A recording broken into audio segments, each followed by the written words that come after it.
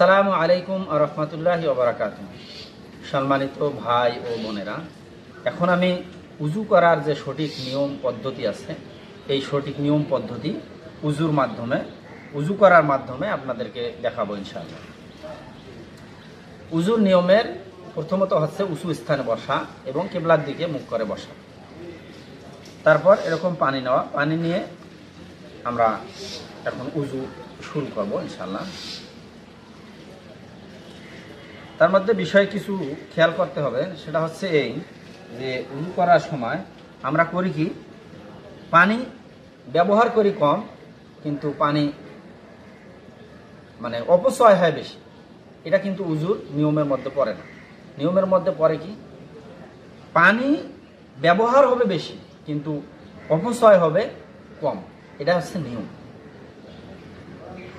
কারণ উযু এবং নামাজের মধ্যে ওয়াসওয়াসা দেওয়ার জন্য একজন শয়তানে আছে, যে শয়তানের নাম হচ্ছে খিনজামা। এই শয়তান, খিনজামা শয়তান আপনার আমার উযুর পানি কিভাবে বেশি খরচ করা যায়, কিভাবে নামাজের মধ্যে মন মানসিকতা অন্যদিকে নেওয়া যায়, এজন্য হাদিসের মধ্যে আসছে যে খিনজামা নামে একজন শয়তান আছে। এই শয়তানের কাজগুলোই হচ্ছে এগুলো। তাই আমরা উযুতে পানি কম খরচ করব, অপচয়টা কম করব, যেটা প্রয়োজন সেটা খরচ করব ইনশাআল্লাহ। প্রথমে আমরা কি করব, নিয়ত করব।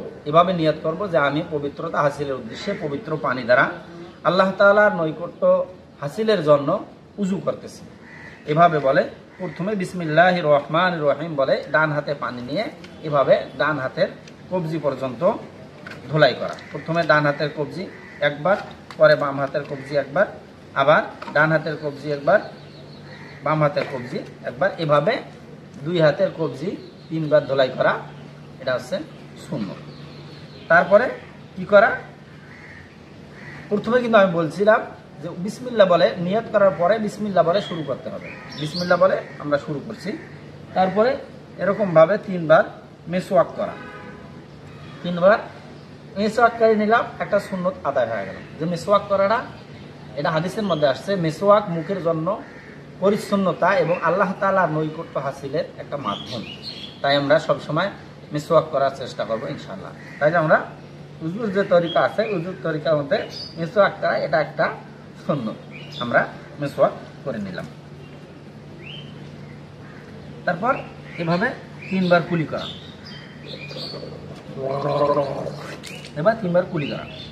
কুলি করার বিধানটা হাদিসের মধ্যে 2 ভাবে আসছে। একটা হচ্ছে বুখারী শরীফের হাদিসের মধ্যে এভাবে আসছে যে একবারে এরকম হাতের মধ্যে পানি নিয়ে অর্ধেক পানি মুখে দেওয়া এবং অর্ধেক পানি নাকে দেওয়া, অর্থাৎ এভাবে এরকম করে দেওয়া। অন্য এক হাদিসের মধ্যে আসছে যে আগে 3 বার কুলি করা এবং 3 বার নাকে পানি দেওয়া। তাই আমরা যেটা সহজ হয়, অর্থাৎ যেটা আমরা সচরাচর উযু করে থাকি, 3 বার প্রথমে কুলি করা, 3 বার নাকে পানি দেওয়া, এভাবে আমরা করবো ইনশাআল্লাহ। তাহলে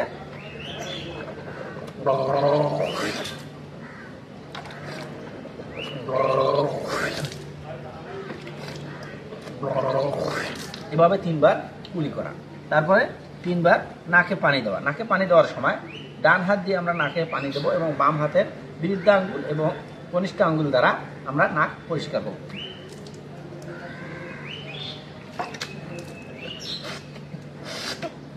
এভাবে নাক পরিষ্কার করব এবং 3 বার নাকে পানি দেব। নাক 3 বার ধোলাই করা শেষ। তারপর আমরা কি করব, এরকম সমস্ত মুখ 3 বার ধোলাই করা। সমস্ত মুখ বলতে আমরা এরকম ভাবে চুলের গোড়ালি থেকে শুরু করে থুতনির নিচ পর্যন্ত, ডান কানের লতিতে বাম কানের লতি পর্যন্ত, এই পুরা সমস্ত মুখটা 3 বার ধোলাই করা। 3 বার ধোলাই করা।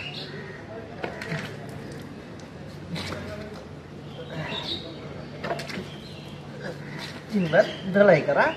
যাদের এরকম ভাবে ঘন দাড়ি আছে, পাতলা দাড়ি হলে অবশ্যই এরকম করলে পানি ভেতরে প্রবেশ করবে।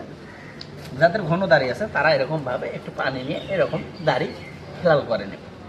এখানে কথা হচ্ছে 3 বার পানি দিয়ে আমরা মুখ ধোলাই করার পরও যদি এরকম মনে হয় যে আমার মুখ শুকনা আছে, এটা মনে হলেও 4র্থ বার আর দেওয়া যাবে না। কারণ রাসূল সাল্লাল্লাহু আলাইহি ওয়াসাল্লামের বিধানে হচ্ছে 3 বার মুখ ধোলাই করা। ওই যে শুরুতে বললাম খিনজামা নামে শয়তান আছে, এই খিনজামা নামে শয়তান আপনাকে বলবে, আপনার মনের মধ্যে ওয়াসওয়াসা দেবে যে আপনার মুখ ভালোভাবে ধোলাই করা হয়নি, শুকনো আছে, অর্থাৎ আপনাকে পানিতে বেশি করে অপচয় করাবে। তাই আমরা 3 বার ধোলাই করবো রাসূলের বিধান মোতাবেক। যদি শুকনো থাকেও সেটা কোনো বিষয় না, আশা করা যায় শুকনো থাকবে না। এবার ভালোভাবে যদি আমরা মৌথন করি তাহলে কি হবে, আমাদের সমস্ত মুখ ধোলাই করা হবে। তারপর কি করব, এরকমভাবে ডান হাতে পানি নিয়ে ডান হাতের কোণু পর্যন্ত 3 বার ধোলাই করা। দেখেন একটা বিষয়, সেটা হচ্ছে এই পানি যতটুকু নিলাম এই পানিটাই ব্যবহার করা, অর্থাৎ পানি ব্যবহার করতে হবে বেশি, অপচয় করতে হবে কম। আমরা করি কি, ট্যাপের মধ্যে ট্যাপ সারি দেই বা বন্যায় পানি নেই, পানি বেশি পরিমাণে অপচয় হয় কিন্তু খরচ কম হয়।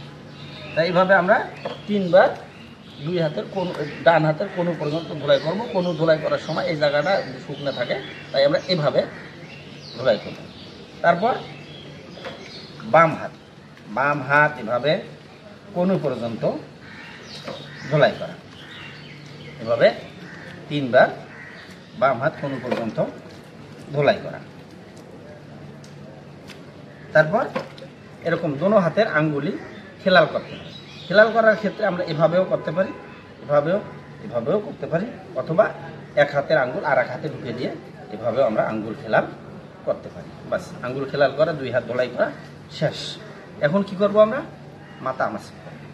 এভাবে পানি নিয়ে আমরা এরকম করি, বাস টুপিতে খুলে নিলাম, নিয়ে সমস্ত মাথা, যেহেতু মাসি করা সুন্নত তাই আমরা সমস্ত মাথায় মাসি করব। এভাবে হাত এভাবে ধরে, হাতটা এভাবে ধরে আমরা এইভাবে টান দিয়ে একদম পিছনের দিকে নিয়ে গেলাম। তারপরে বৃদ্ধা আঙ্গুল কানের এখানে বসে আমরা শাহাদত আঙ্গুল দিয়ে কান মাসি করলাম। কান মাসি করার পর হাতের যে উপর পিঠ আছে, উপর পিঠ দিয়ে গর্দন মাসি করে আমাদের মাথা মাসি করা শেষ হয়ে গেল। এভাবে মাথা মাসি করব, নারী পুরুষ সকলে এভাবে আমরা মাথা মাসি করব। তারপরে শেষে কি করব, যে এরকমভাবে পা, প্রথমে ডান পা এরকমভাবে ডান পায়ে পানি দিয়ে ডান পা এই টাকনু পর্যন্ত সুন্দর করে ধোলাই করা, তারপর বাম পায়ে পানি দিয়ে বাম পা অনুরূপভাবে সুন্দর করে ধোলাই করা, যেন একটু জায়গাও ফাঁকা না থাকে। তারপর কি করা, দোনো পায়ের আঙ্গুলি খেলাল করা, এভাবে খেলাল করা, এভাবে খেলাল করা, যেন একটু জায়গা যেন শুকনা না থাকে। তাহলে আমরা এভাবে উজুর কাজ সম্পূর্ণ করলাম। এভাবে আমরা উজু শেষ করব। একটা জিনিস খেয়াল করবেন, সেটা হচ্ছে প্রতিটা অঙ্গ ধোলাই করার সময় বিসমিল্লাহ বলা, বিসমিল্লাহ এভাবে বলতে পারেন, অথবা বিসমিল্লাহির রহমানির রহিমও বলতে পারেন। আর কিছু মাসনুন দোয়া আছে, মাসনুন দোয়াগুলো আমি করতে পারবো। আর উজুর শেষে যে দোয়া আছে, আল্লাহুম্মা জাআলনি মিনাত তাওয়াবিনা ওয়া জাআলনি মিনাল মুতাতাহহিরিন, এটি দোয়া আছে। এবং হাদিসের মধ্যে আসছে, উজুর শেষে কোনো ব্যক্তি যদি কালিমা শাহাদাত আশহাদু আল্লা ইলাহা ইল্লাল্লাহু ওয়াহদাহু লা শারীকা লাহু ওয়া আশহাদু আন্না মুহাম্মাদান আবদুহু ওয়া রাসূলুহু, এই কালিমা শাহাদাতটি পড়ে আল্লাহ তাআলা ওই ব্যক্তির জন্য জান্নাতের 8টি দরজা খুলে দিবেন। ভিডিওটি ভালো লাগলে দিন প্রচারের খাতিরে, ইসলাম প্রচারের খাতিরে, অন্য ভাইকে দিন শিক্ষার খাতিরে লাইক, কমেন্ট, শেয়ার করে